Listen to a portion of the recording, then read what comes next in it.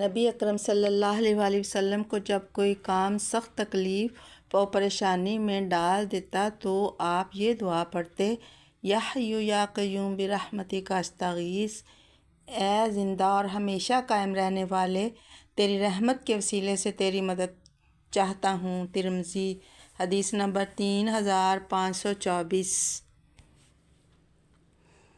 رسول اللہ صلی اللہ علیہ وآلہ وسلم نے فرمایا، 3 طرح کی دعائیں مقبول ہوتی ہیں: مظلوم کی دعا، مسافر کی دعا اور باپ کی بد دعا اپنے بیٹے کے حق میں۔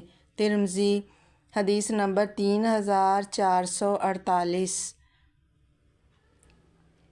رسول اللہ صلی اللہ علیہ وآلہ وسلم کو فرماتے ہوئے سنا: جو شخص اللہ کے رب ہونے، اسلام کے دین ہونے اور محمد صلی اللہ علیہ وآلہ وسلم کے نبی ہونے پر راضی ہوا اور خوش ہوا، اس نے ایمان کا مزہ پا لیا۔